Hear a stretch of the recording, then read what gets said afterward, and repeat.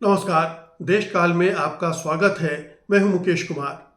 दोस्तों, जिस तरह से प्रधानमंत्री मोदी, उनकी सरकार और संघ परिवार बहुसंख्यकवाद या हिंदुत्व को लेकर आगे बढ़ रहे थे, ऐसा लगने लगा था कि इसके सामने कोई भी नरेटिव नहीं टिकेगा। कोई भी समस्या इतनी बड़ी नहीं बनेगी जिसे हिंदुत्व का नरेटिव दबा न सके या मोदी सरकार हिंदू मुसलमान की राजनीति के जरिए उसे दरकिनार न कर सके। बहुत सारे देशों का तजुर्बा ये रहा है कि जिस देश में गरीबी और बेरोजगारी होती है, वहाँ पर इस तरह की विचारधारा वाली ताकतें भरपूर रूप से सफल होती हैं, क्योंकि वो उनके अंदर दूसरे समुदायों के प्रति घृणा भर देती हैं कि आपका हक वो दूसरे समुदाय छीन रहे हैं, इसलिए आपको रोजगार नहीं मिल रहा है, इसलिए आपका विकास नहीं हो रहा है। और ये नैरेटिव धीरे धीरे लोगों के दिमाग में भर जाता है। मोदी सरकार ने, संघ परिवार पिछले 100 साल से यही करता आ रहा है।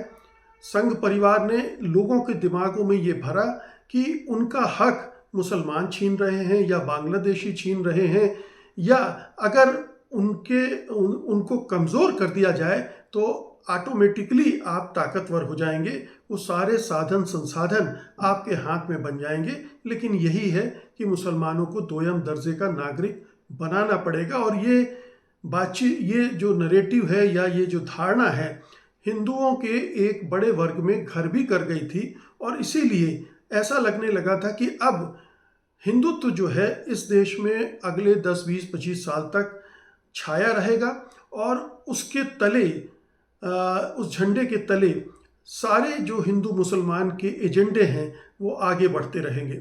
लेकिन जिस तरह से नौजवानों ने विद्रोह कर दिया है, और जिस तरह से जो समस्याएं सरकार हिंदुत्व के नाम पर दबाने की कोशिश कर रही थी वो एकदम से उभर कर आ गई है, तो उसने एक ये नया सोच दिया है कि ऐसा संभव नहीं है कि आप आम आदमी के जो बुनियादी ज़रूरियात हैं उनको दबाकर, उनको हाशिए में ढकेल कर, उनके दिमागों में दूसरे जहर भरकर आप निश्चिंत हो सकते हैं।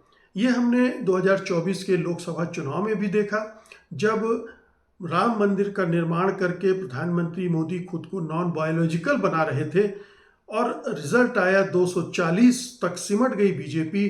तो ये समझ में आया लोगों को कि नहीं, ये पूरा देश अभी भगवा रंग में नहीं रंगा है, पूरा देश अभी उस तरह से सांप्रदायिक और हिंसक नहीं हुआ है कि कोई भी पार्टी, कोई भी सरकार इससे निश्चिंत हो सके कि इसके बल पर वो सत्ता में अनंत काल तक बनी रहेगी। ये नैरेटिव धुल गया। अगर ईमानदारी से चुनाव हुए होते हरियाणा में, महाराष्ट्र में, बिहार में, बंगाल में, तो ये नैरेटिव और भी ध्वस्त होता। लेकिन किसी तरह से मोदी सरकार इस कानूनी चुनावी प्रक्रिया को अपनी मुट्ठी में लेकर और तमाम तरह के धांधलीबाजी करके इस नैरेटिव को थोड़ा बचाने में कामयाब हो गई थी। और लोगों को फिर लगने लगा था कि ये बड़ा मुश्किल है इनको सत्ता से हटाना या इनको कमज़ोर करना। लेकिन आप देखिए कि जंतर मंतर पर एक छोटा सा आंदोलन शुरू होता है और वो इतने बड़े आंदोलन में तब्दील हो जाता है जिसकी कल्पना, जिसकी अपेक्षा न तो जंतर मंतर पर बैठे कॉकरोच जनता पार्टी के नेताओं ने की थी, न ही विपक्षी दलों ने की थी, और न ही सत्तारूढ़ दल को इसका कोई अंदाज़ा था कि सतह के नीचे ज्वालामुखी धधक रहा है।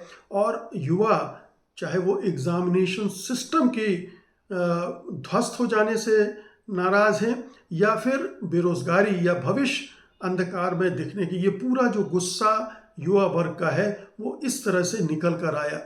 आप देखिए कि इसी तरह से ये गुस्सा बांग्लादेश में फूटा था, ये गुस्सा श्रीलंका में फूटा था, नेपाल में फूटा था। हालांकि इन देशों में उस तरह से मेजॉरिटेरियनिज्म नहीं था जिस तरह से भारत में ये सरकार कर रही थी, क्योंकि शेख हसीना की सरकार बांग्लादेश में कट्टरपंथियों से लड़ रही थी। बेशक उन्होंने भी दमन का रास्ता अख्तियार किया था, उन्होंने भी वो जो प्रोग्रेस चाहता था युवा वर्ग, उसको वो नहीं दे पाई थी। नेपाल में युवा वर्ग तो खैर एक सोशल मीडिया पर बैन लगने से ट्रिगर कर गया था उनका गुस्सा, क्योंकि वो लगातार वहाँ अस्थिरता, राजनीतिक अस्थिरता और करप्शन बढ़ रहा था। यही श्रीलंका में देखा था। भारत का मामला थोड़ा इनसे अलग है, क्योंकि यहाँ पर एक हिंदुत्व के नाम पर जो एक धुंधलका पैदा किया गया था, कोहरा पैदा कर दिया गया था, जिसमें जो वास्तविक समस्याएं हैं आम लोगों की, नौजवानों की, किसानों की, मजदूरों की, उसको ढक दिया गया था। और सिर्फ मोदी मोदी मोदी और हिंदुत्व हिंदुत्व हिंदुत्व और उससे जुड़े जो तमाम मुद्दे थे उन्हीं को लेकर सारे विमर्श, सारा, और फिर मीडिया कब्जे में था। मीडिया मतलब आप मासेस के दिमाग को अपने कब्जे में करने का एक बड़ा साधन है, और अभी भी वो इस तरह के काम कर रहा है। तमाम उसकी जो विश्वसनीयता है, साख है, वो मिट्टी में मिल चुकी है।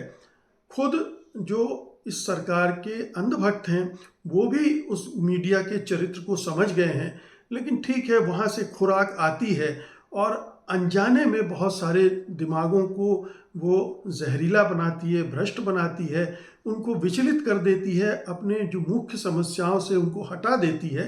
तो ये एक प्रक्रिया चल रही थी, लेकिन ये आंदोलन जो अब खड़ा हो गया है उसने इस पूरी धारणा को ध्वस्त कर दिया है कि हिंदुत्व या हिंदूवाद या हिंदू मुसलमान की जो सियासत है वो बहुत देर तक लोगों को गुमराह कर सकती है, छलावे में, भुलावे में रख सकती है। और ये एक बड़ा परिवर्तन है। ये एक बड़ा परिवर्तन इस लिहाज से है कि आम जनता को अपनी वास्तविक समस्याओं का इल्हाम हो रहा है, उसको अंदाज़ा हो रहा है कि वो क्या खो रहे हैं। क्योंकि 12 साल पहले, 15 साल पहले जो एक पॉजिटिविटी थी पूरे माहौल में कि ठीक है, सिस्टम खराब है, करप्शन भी है, लेकिन देश आगे बढ़ रहा है, देश की विकास दर अच्छी है, अंतर्राष्ट्रीय स्तर पर उसका सम्मान है, और धीमी गति से सही लेकिन चीज़ें बेहतर हो रही हैं। और उसके पहले की 25 साल में जिस तरह से एक बड़ा मध्यवर्ग पैदा हुआ था, उसी ग्रोथ की वजह से उसने इस चीज़ को थामे रखा था कि ये प्रगति और विकास हो रहा है। इन 12 सालों में वो मध्यवर्ग भी बुरी तरह से क्षतिग्रस्त हुआ है, उसको बड़ी निराशा का सामना करना पड़ रहा है। ये जो आंदोलनकारी उतरे हैं उनमें ज़्यादातर मध्य वर्ग और निम्न मध्य वर्ग के युवा ही हैं, क्योंकि उन्हीं के हाथ से वो जो उम्मीद करते हैं कि शिक्षा के ज़रिए वो एक बेहतर भविष्य बना सकते हैं। इस सरकार ने 12 साल में जितनी शैक्षणिक संस्थाएं हैं उनको ध्वस्त किया, उनको कमज़ोर किया, और दूसरे फ्रंट पर, आर्थिक मोर्चे पर, उसने बेरोज़गारी दूर करने का, हर साल 1 करोड़ रोज़गार पैदा करने का जो झांसा दिया था वो भी टूट गया है, वो भी पर्दाफाश हो गया है उसका। और इसलिए अब हर मोर्चे पर मोदी सरकार एक्सपोज हो गई है, प्रधानमंत्री मोदी एक्सपोज हो गए हैं। अब उनके वो बहाने, वो उनके झूठ चल नहीं पा रहे। वो बार बार अतीत के प्रधानमंत्रियों को निशाना बनाने की कोशिश करते हैं, नेहरू को, इंदिरा को, राजीव को, मनमोहन सिंह की सरकार को, लेकिन अब लोग इसको भी, इस खेल को भी समझ गए हैं कि आपको इतने मौके दिए गए और अभी भी आप केवल बहानों पर अपनी सरकार चलाना चाहते हैं, अपने प्रदर्शन पर नहीं करना चाहते। आप समाधान निकालने की क्षमता आप में नहीं है, आप समस्याओं को दुरुस्त नहीं कर सकते, बल्कि उनको और भी गर्त में ले जा रहे हैं, समस्याओं को बढ़ा रहे हैं। तो एक कहना चाहिए कि एक पूरी तरह की एक जागरूकता पैदा हो गई है इस आंदोलन की वजह से। लोगों को पता चल रहा है कि दरअसल हो क्या रहा है, और अभी तक जो समाज का एक हिस्सा समझ रहा था लेकिन बोलने से कतरा रहा था, उसमें भी एक हौसला मिला है, उसको हिम्मत मिली है कि हम अगर सड़कों पर उतरेंगे तो सरकार पर दबाव बना सकते हैं, सरकार को झुका सकते हैं, सरकार को सरकार के कामकाज को दुरुस्त कर सकते हैं, उसको उस बहानेबाजी से या उस तरह की राजनीति से अलग कर सकते हैं। ये बहुत ज़रूरी है। देखिए, कॉकरोच जनता पार्टी ने शुरू में जो स्पष्ट स्टैंड लिया कि ये हिंदू मुसलमान से देश का भला नहीं होगा, ये भी एक महत्वपूर्ण वजह है और एक महत्वपूर्ण इस पूरे आंदोलन की बात भी है कि ये विशुद्ध रूप से जाति और धर्म से इतर आंदोलन है। इसमें कोई जाति विशेष नहीं है, कोई धर्म विशेष नहीं है।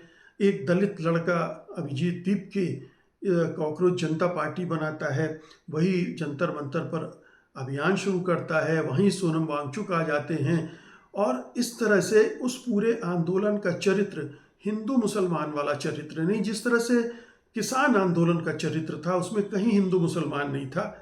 बीजेपी ने कोशिश की, मीडिया ने कोशिश की, उसे हिंदू बनाम सिख बनाने की कोशिश की, उसे विदेशी फंड से चलने वाला आंदोलन घोषित करने की कोशिश की, लेकिन वो कामयाब नहीं हुई और अंततः प्रधानमंत्री को किसानों की मांग को मानना पड़ा। वो 3 काले कानून वापस लेने पड़े। अब ये एक और मौका आ गया है जब ये एक निर्णायक लड़ाई, और ये बहुत ज़रूरी है कि किसी छोटी मोटी रियायत से ये आंदोलनकारी संतुष्ट ना हो। इस आंदोलन को अगर खड़ा किया है तो इसको अंजाम तक ले जाएं, एक ऐसी सरकार की स्थापना तक ले जाएं जो जवाबदेही मानती हो, जो ईमानदार हो। ईमानदार, देखिए, भ्रष्टाचार का सत्यानाश करना तो मेरी समझ में संभव नहीं है, लेकिन अगर सरकार लोगों की भलाई का काम करता रहे और सिस्टम मोटे तौर पर ठीक ठाक चलते रहें, अदालतें बेहतर ढंग से काम करें, संसद में सुनवाई हो, आम लोगों की चिंताओं पर सरकार चिंतित हो, ये ना हो कि उसे दरकिनार कर दे, साजिश का नतीजा बता दे, विदेशी कोई शक्ति उसके पीछे दिखाने लगे। ये जो चीज़ें हैं, अगर कोई मंत्री नालायक है, नाकारा है, उसके इस्तीफे की मांग की जा रही, तो सरकार को जनता की इस मांग को स्वीकार करने का, उसमें नैतिकता इतनी हो, ऐसी परिस्थिति बनाने की ज़रूरत है। तो इस आंदोलन को अगर उस मुकाम तक न ले गए और बीच में ही ये टूट गया या वापस हो गया, तो ये सरकार फिर से पकड़ बना सकती है, फिर से वही हिंदू मुसलमान की राजनीति करके ध्यान बटा सकती है।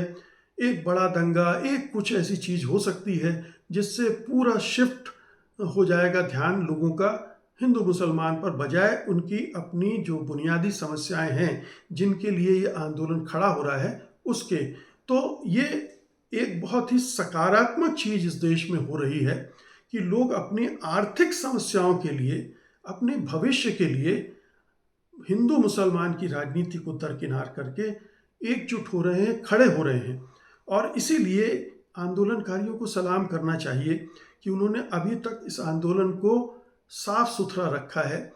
जो हिंसा की बातें आई हैं, हम सब समझ रहे हैं कि ये हिंसा करने वाले बीजेपी की तरफ से आए हैं, ये बाहर से बुलाए गए हैं, इनसे पथराव भी करवाया गया, इनसे डंडे भी चलवाए गए और पुलिस तो थी ही, पैलेट गेंद चला रही है पुलिस। सोचिए, आम छात्रों पर, नौजवानों पर पुलिस पैलेट गन चला रही है और अंधे होने की नौबत आ रही है। शॉक बैटन का इस्तेमाल किया गया है। मतलब इस हद तक सरकार चली गई जहां तक शायद अंग्रेजों की सरकार भी नहीं जाती थी, और इसलिए इस सरकार का मुखौटा उतर गया है। ये कोई देश की भलाई करने वाली सरकार नहीं है। ये प्रधानमंत्री एक ठकोसला, एक पाखंड ओढ़कर, एक धार्मिक चोला पहनकर अपने आप को एक आदर्शवादी और नॉन बायोलॉजिकल बनाने की कोशिश करते हैं ताकि लोग उस भ्रम में फंस जाएं।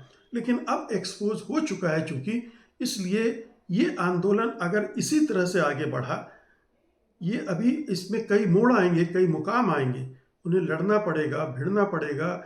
लेकिन अगर बिना झुके ये आंदोलन चलता रहा तो निश्चित रूप से एक ऐसी जगह पहुंचेगा जहां पर उसके बहुत ही सकारात्मक नतीजे न केवल नौजवानों के लिए बल्कि पूरे देश को मिलेंगे। पूरा देश उस घटिया राजनीति से बाहर निकलेगा जिसमें सारा ध्यान हिंदू मुसलमान पर फोकस हो जाता है। देश के विकास से कोई संबंध नहीं होता है, आम लोगों के भविष्य से उसका कुछ लेना देना नहीं होता है, सिवाय इसके कि कारपोरेट कुछ घराने हैं उनकी जेबें भरती रहें, हमारी पार्टी के बड़े बड़े दफ्तर बनते रहें, हमारे पार्टी के नेता बड़े बड़े पदों पर बैठते रहें, वाइस चांसलर बनते रहें, तमाम जगह संस्थाओं पर उनको बैठा दिया जाए, न्यायपालिका को करप्ट कर दिया जाए। ये तमाम चीज़ें जो हैं उनको रोकने के लिए भी इस आंदोलन की सख्त ज़रूरत थी। ये बहुत सही समय पर आंदोलन खड़ा हुआ है। दुआ कीजिए कि ये आंदोलन यूं ही आगे बढ़ता रहे और पूरा देश इस आंदोलन के साथ खड़ा हो। बहुत बहुत शुक्रिया आपका। धन्यवाद। नमस्कार।